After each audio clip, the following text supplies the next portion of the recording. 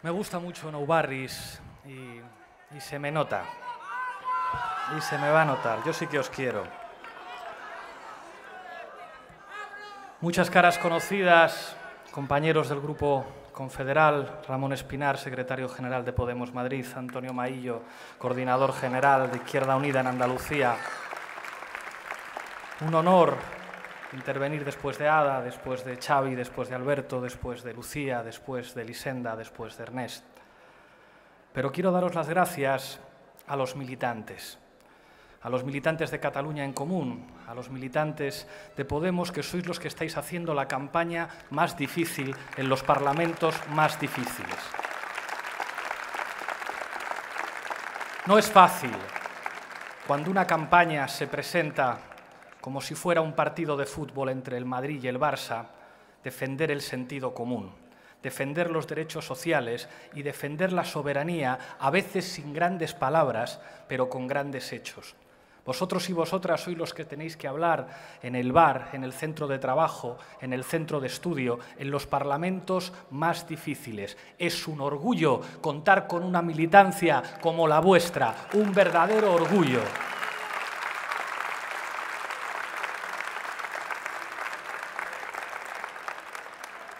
Algunos utilizan palabras grandes que no siempre se acompañan de hechos grandes. En esta campaña, en estas últimas semanas, se ha hablado mucho de patria, se ha hablado mucho de soberanía, se ha hablado mucho de España, se ha hablado mucho de Cataluña, y algunos gritan las palabras muy alto, España, y algunos dicen Cataluña, y dicen patria, y hay otros que con hechos demuestran lo que significa ser patriota. Poner una multa a Endesa por cortar la luz y la calefacción a los ciudadanos de Barcelona es ser patriota, es defender la soberanía.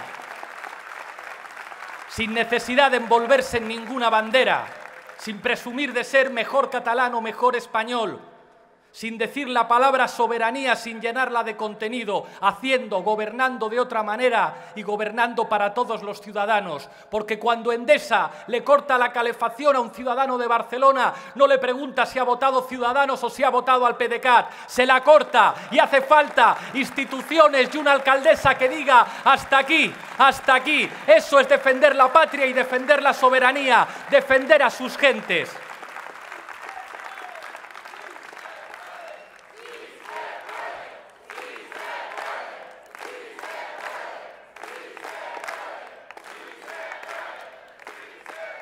Claro que se puede, aunque sea difícil.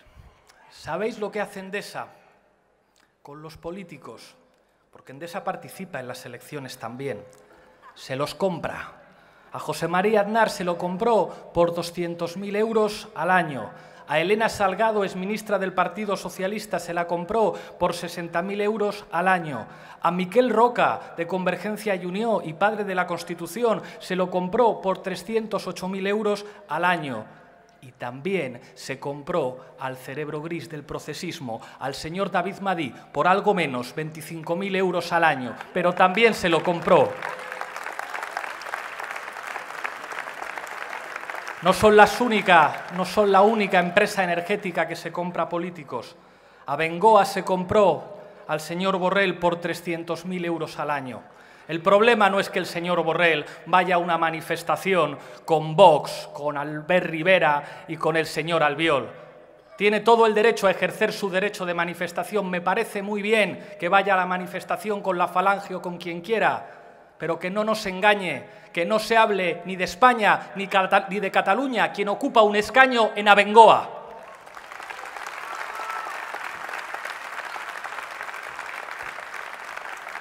Y de esto, de lo que no se habla en campaña porque algunos se sienten incómodos, porque algunos se avergüenzan de tener a destacados dirigentes o intelectuales de su partido ocupando o habiendo ocupado escaños en las principales empresas energéticas del país que cortan la electricidad, la luz y la calefacción a compatriotas catalanes y españoles, les resulta enormemente incómodo. ¿Por qué? Porque eso marca una diferencia fundamental. Claro que hay una diferencia fundamental en esta campaña entre los que se dejan comprar por las eléctricas y los que no. y precisamente por eso el Ayuntamiento de Barcelona se atreve a hacer lo que otros no se atreven a hacer, poner una multa a Endesa por cortar la luz y la calefacción a los ciudadanos de Barcelona e incumplir la ley, porque a nosotros no nos compra nadie.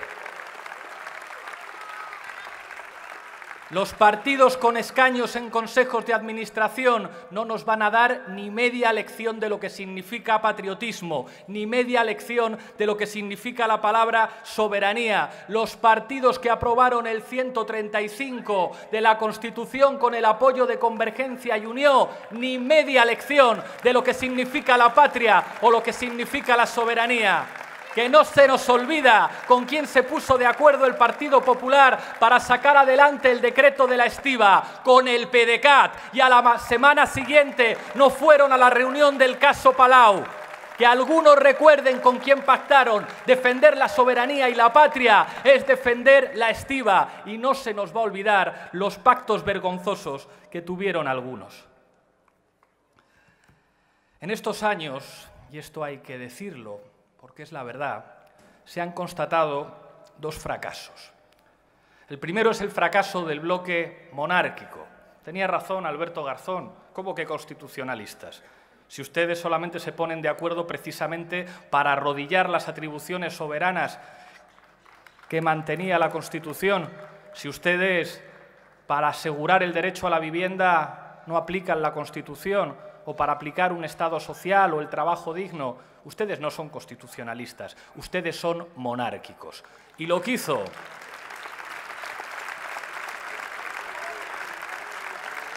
el rey de España el 3 de octubre es muy grave. Se saltó la neutralidad constitucional del jefe del Estado. Intervino para poner orden. Intervino para atar una mayoría de partidos con serpientes. Intervino para decir a los poderes del Estado, aquí estoy yo. Y eso no es un monarca constitucional, eso no es un monarca simbólico. Su padre intervino en política también, pero lo hacía para que no le pillaran. Escribía al Shah de Persia para pedirle dinero para Adolfo Suárez, pero lo hacía en secreto, no por televisión, y se cuidaban muy bien de que esos documentos pidiendo dinero al Shah de Persia para Adolfo Suárez no fueran públicos. Ahora lo hacen directamente por televisión, y el problema de eso es que es un fracaso. El fracaso del proyecto monárquico que entiende que España es uninacional, que entiende que España solo puede ser gobernado por la derecha, que excluye a Cataluña, que no entiende que hay diferentes realidades nacionales que forman parte de un país que es complejo y que es diverso. Ese es su fracaso, no tener ninguna propuesta para Cataluña, no tener ninguna propuesta para dar una salida democrática, política y sensata a un problema que está encima de la mesa, que es el problema territorial. Por eso han fracasado, porque los problemas políticos no se resuelven ni con cárceles, ni con policía, ni con jueces, se resuelven con voluntad democrática.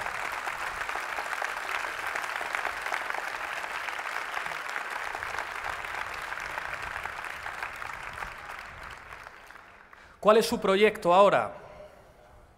Lo decía antes Xavi, el proyecto de José María Aznar, que se llama Ciudadanos, su venganza personal contra Mariano Rajoy. El partido que sostiene a los corruptos en la Comunidad de Madrid, a los corruptos en el Estado, a los corruptos en Andalucía.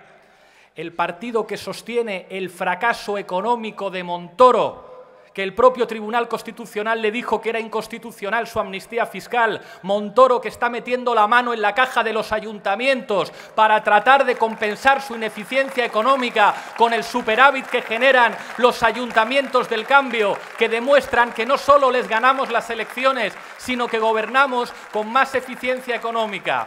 ¿Ese es el proyecto de la monarquía para Cataluña? El partido que sostiene los recortes, el partido que sostiene la corrupción y el partido que sostiene el fracaso económico.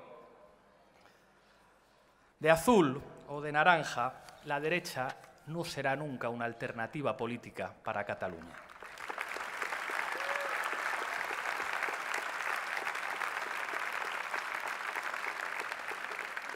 Pero hay otro fracaso, y hay que decirlo sin complejos y con toda la claridad del mundo. El fracaso del procesismo. Y el fracaso en política no se mide por los relatos, se mide por los resultados. Y los resultados son tozudos, Cataluña está intervenida. Estamos en una fase en la que una consigna democrática de hace 40 años, por desgracia, vuelve a cobrar sentido. Llibertat, amnistía, estatut de autonomía. Eso es un fracaso. Es un fracaso que 40 años después haya que defender una conquista democrática del pueblo catalán y de todos los demócratas españoles, que es la autonomía catalana y la restauración de una institución republicana como la Generalitat de Cataluña. Y la política se mide por fracasos. ¿No hubiera sido más sensato trabajar para intentar cambiar España? No se equivocaron los que decían que España no se podía transformar, los que no nos apoyaron en una moción de censura frente a Mariano Rajoy.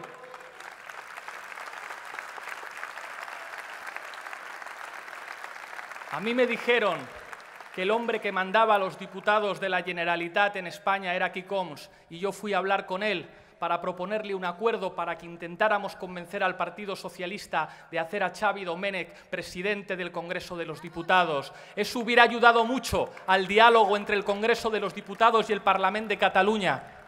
Pero Homs prefirió ponerse de acuerdo con los que le llevaron a la cárcel. Homs prefirió ponerse de acuerdo con el Partido Popular. Le pudo más el instinto de clase que el compromiso democrático. ¿Y ahora qué? ¿Y ahora qué? ¿No hubiera sido más razonable trabajar juntos entre demócratas para lograr cambios en España que son imprescindibles para proteger la democracia en todo el Estado, que son imprescindibles para vincular la soberanía a los derechos sociales y que son imprescindibles para una salida democrática en Cataluña? A lo mejor esto hacía el relato menos épico, pero la política no solamente va de relatos, va de realidades, va de llenar la nevera todos los meses. Esa es la política que pasa cuentas al final, la de llenar la nevera de la gente humilde.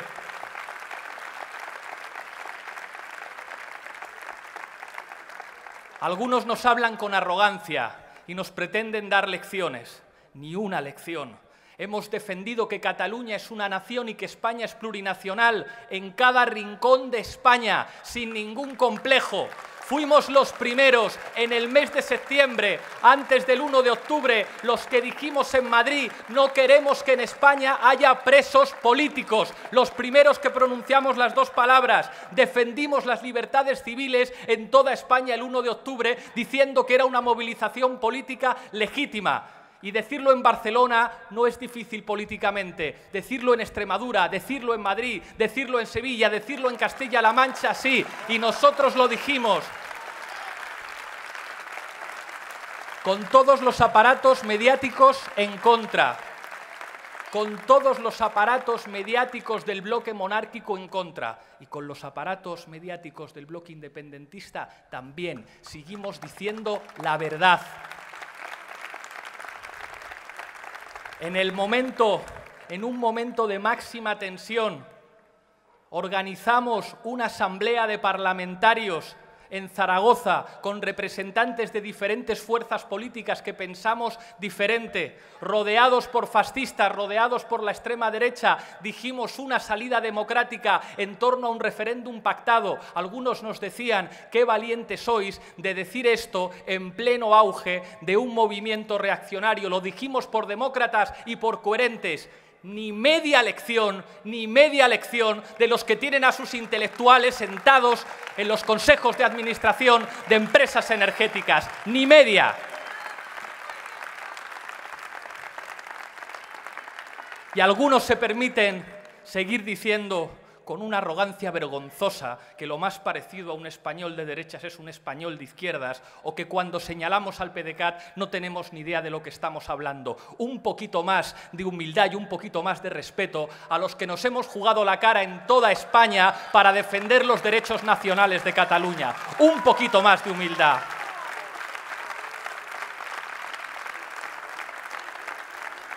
Y hoy volvemos a decir una verdad. A decir una verdad que molesta y que entorpece los relatos de los dos bloques. Y es que Xavi Domènech es el único que tiene la llave, la salida y la alternativa. Pero eso estropea los relatos. Eso estropea los relatos. Pero yo pregunto, ¿qué otras posibilidades hay? Otra vez Junts pel Sí. Otra vez Junts pel Sí discutiendo con la CUP quién tiene que ser el presidente. Y entonces empiezan a tirarse los trastos entre ellos. Tiene que ser Puigdemont, no, tiene que ser Oriol Junqueras, tiene que ser Marta Rovira, no, tiene que ser no sé quién. Y luego otra promesa de otro referéndum. Y luego contamos off the record que el Estado de Israel nos apoya, ¿verdad? ¿Verdad? Más aventuras de estas. Y luego contamos, como dijo Artur Mas, que la victoria de Donald Trump en Estados Unidos es una oportunidad. ¿Usted se cree que el aventurerismo es una salida política en Cataluña? ¿Usted se cree que los catalanes van a volver a creer otra vez a los que les han mentido, sabiendo que les estaban mintiendo? Estaba repitiendo antes Xavi Domènech las declaraciones de después. No teníamos apoyo internacional. ¿Por qué no lo dijeron cuando tenían que decirlo? Esa es la alternativa para Cataluña. Otra vez el plazo de los 18 meses, otra vez lo mismo, otra vez el bucle. Y la otra posibilidad, los monárquicos. ¿Os imagináis? Arrimadas, presidenta, con Albiol de vicepresidente o de conseller en cap, con Iceta bailando entre los dos y prometiendo indultos. Está bien bailar. El problema es bailar al son de José María Aznar y al son de Ciudadanos. Ese es el problema de bailar.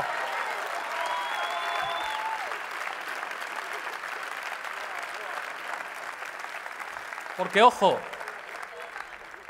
esas son las únicas propuestas que están haciendo.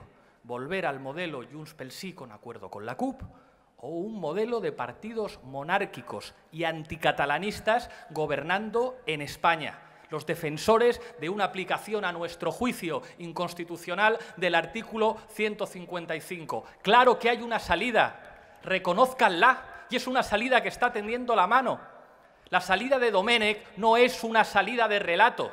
Hacer relatos en política es relativamente sencillo. Lo difícil es construir hechos. Y lo que está planteando Xavi Domènech es: vamos a sentarnos las fuerzas políticas progresistas. No va a ser sencillo, pero vamos a sentarnos y vamos a construir una agenda social. Vamos a construir una agenda de diálogo. Vamos a comprometernos con el cambio político en España.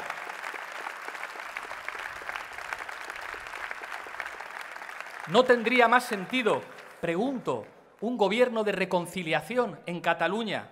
¿No tendría más sentido un gobierno catalán que blinde, aunque el relato no sea tan épico, la autonomía catalana? Que el Partido Popular está amenazando con aplicar el 155 también en Euskadi y en Navarra y hasta en Castilla-La Mancha, porque Podemos gobierna en Castilla-La Mancha. ¿No tiene sentido un gobierno que establezca como prioridad el blindaje de la Generalitat, que proteja un tesoro de la democracia española como es la autonomía catalana, que es un tesoro de todos los demócratas? Que esto no va de privilegios de unos respecto a privilegios de otros, que esto va de democracia y respeto a las soberanías compartidas. No tiene sentido un gobierno catalán que blinde las competencias exclusivas en educación y la inmersión lingüística frente a las amenazas de los monárquicos que dicen que hay que imponer una sola lengua. No tiene sentido un gobierno responsable que proteja a Cataluña y que garantice la autonomía catalana. A lo mejor el relato de este gobierno es menos épico, pero es que las cosas de comer no son épicas, son cosas de comer.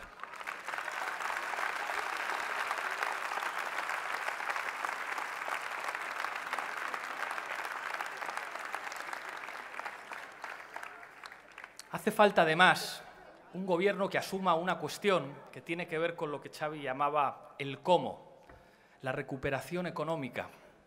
Nosotros queremos que Cataluña sea uno de los motores democráticos de España, pero también uno de los motores económicos y que defienda los derechos sociales. Y hemos demostrado que somos capaces de hacerlo en los ayuntamientos del cambio. El gobierno de Barcelona, de Ada Colau, no solamente es un ejemplo de dignidad, es un ejemplo de eficacia económica también, es un ejemplo de modernidad, es un ejemplo de lo que nosotros queremos para España. Lo que estamos viendo en el Ayuntamiento de Barcelona, en el Ayuntamiento de Madrid, en el de Cádiz, en el de Zaragoza, en el de Coruña, es lo que queremos para nuestro país, y eso se construye con alianzas fraternas.